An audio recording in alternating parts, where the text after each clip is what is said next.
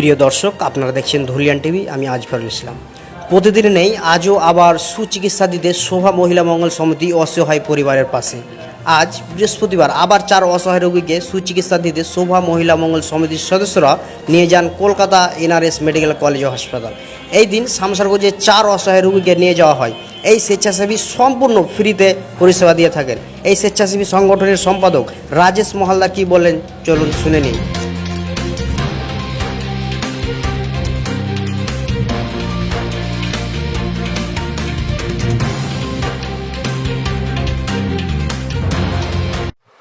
ছোটোবেলা থেকেই আমি পেশেন্ট নিয়ে যেতাম Murshidabad medical, NRS, PG, Chittaranjan.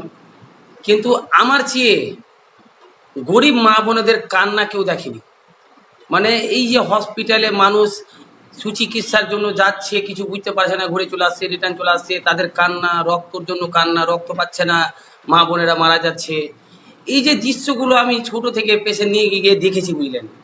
আমার এই অন্তরটা না সেই ওই অসহায় মা বোনেদের জন্য কাঁদে।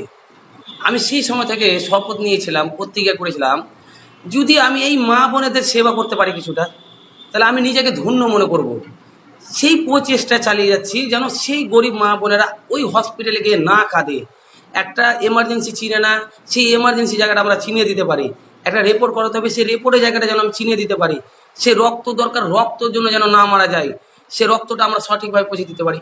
এই যে কান্নাগুলো আমি ছোটোবেলা থেকে দেখেছি, বুঝলেন। মানে এই কান্নাটা আমার অন্তরে গেঁথে গেছে। আমি প্রতিজ্ঞা করেছি যেন গরিব মা বোনেরা যেন চিকিৎসার জন্য, রক্তর জন্য যেন অনাহারে বা কোন কষ্টতে যেন মারা না যায়, বা সেই চোখের জলটা আমি না দেখতে পাই, মুখে হাসি ফুটাতে পারি বলে এই কাজগুলো করছি। এই কাজগুলো আমি প্রায় 12 বছর ধরে করি। অ্যাক্টিভিটি যদি বলেন, আমি 10 বছর ধরে পেশেন্ট নিয়ে যাওয়া আসা করি। আমি নিজে পেশেন্ট নিয়ে যাবো। আপনি প্রতিটা ব্যানারে দিবেন আমারই ফটো আছে, আমি নিজে পেজেন্ট যাই। এবার আমি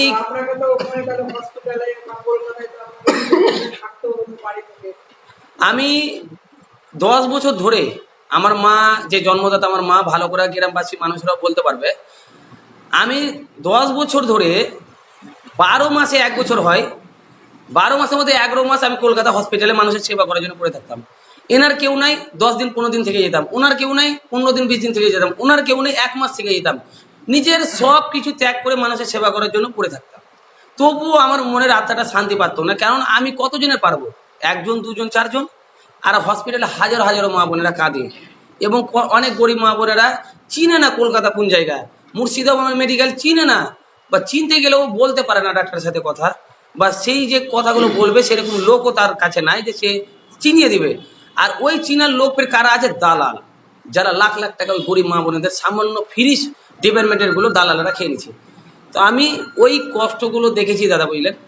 চোখের জল, কান্না। আপনি কোনোদিন হসপিটাল যাবেন, তাহলে গরিব মা বোনেদের কান্নাগুলো দেখবেন, আপনার অন্তর ফিরে যাবে। সেই রাজেশ মহালদারের 10 বছর ধরে হসপিটাল নিয়ে গিয়ে অন্তরটা ফেটেছে বলে আজকে শোভা মহিলা মঙ্গল সমিতি আমি সোসাইটি খুলেছি, এবং আমি পুরো হসপিটালে ভালো ভালো ডাক্তারগুলোকে পেয়েছি।